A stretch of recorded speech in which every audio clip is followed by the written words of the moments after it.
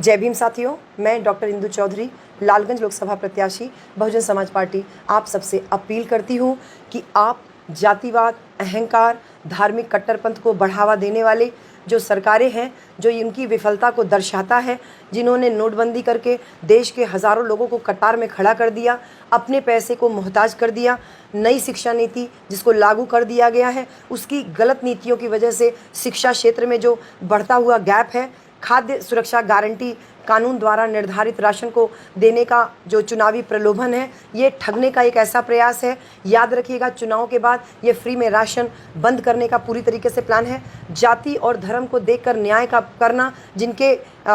Agenda में है, देश के समस्त संसाधनों को मुट्ठी भर पूंजीपतियों के नाम पे कर देना, कि किसान का उचित फल, उचित मूल्य उनको ना मिले, इसके लिए निर्यात पे रोक लगा देना, उत्पाद जो अच्छे हैं उनको कौड़ियों के भाव मजबूर जो कर रहे हैं, और जो पूंजीपति लोगों के बड़े बड़े कोल्ड स्टोरेज बने हैं उसमें वो रख करके बाद में उसको मनमाने दाम पे बेच करके अच्छा पैसा जो लोग बना रहे हैं। साथ ही साथ यह देखने से पता चलता है कि सरकारी मशीनरी में कितना दबाव है राजनेताओं का, और तमाम और प्रकार का दबाव है, नोटिस मिलता है और तमाम मजबूरी के साथ में लोग जुटते हैं। कोविड के बाद जिस प्रकार से दवा कंपनियां आज भी मनमौजी दाम जो वसूल रही हैं, जो दाम में वृद्धि हुई है, यह आम जनमानस के लिए बेहद अभिशाप बन गया है। शिक्षा के बजट में 50% कटौती कर दिया गया है। इससे ये पता चलता है कि सरकार की मंशा है अनपढ़ों को शिक्षा को बढ़ावा देना, अनपढ़ रखना, जिससे कि वो केवल आपके वोटर बन करके रह जाएं। शिक्षक और छात्र के बीच में जो भारी अनुपात है, उसके बाहरी खाई है,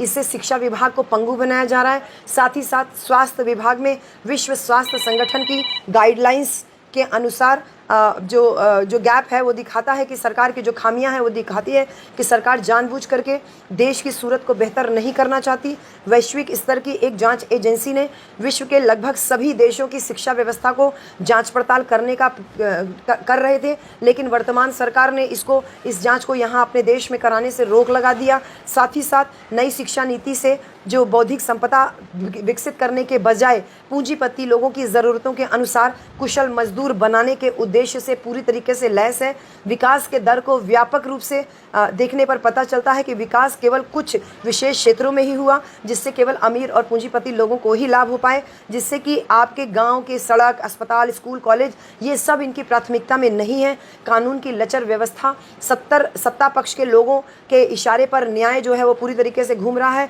यह देश साथियों सभी लोगों का है जो धर्म और जाति के आधार पे भेदभाव को बढ़ा करके अपनी सत्ता की सीढ़ी को प्राप्त करना चाहते हैं। ऐसे लोग समस्त मानवता के लिए एक बहुत बड़ा खतरा है। प्रेम, भाईचारा, गंगा जमुनी तहजीब का यह देश है, और ऐसे में जो लोग वादा करके वादा तोड़ देते हैं, 5 साल में केवल एक बार वोट मांगने आपके दरवाजे पर आते हैं, साथ ही साथ आपराधिक पृष्ठभूमि के जो छवि वाले लोग हैं, ऐसे लोगों के लिए मैं अपील करती हूं कि अपना वोट ना करें, बल्कि हम यही कहेंगे कि अपना वोट अपना दिल और दिमाग और शिक्षा क्षेत्र, चिकित्सा क्षेत्र, सुरक्षा और साथ ही साथ जो आपके विकास का सही पैरामीटर है जो पूरा करें, उसके नाम पर अपना वोट कीमती दें। और इन सब पे केवल और केवल बहुजन समाज पार्टी खरी उतरती है। अपना वोट बहुजन समाज पार्टी के नाम 1 नंबर हाथी के सामने वाला निशान दबाएं और इस देश को, इस प्रदेश को खुशहाल बनाने में अपना योगदान दें। जय भीम, जय भारत।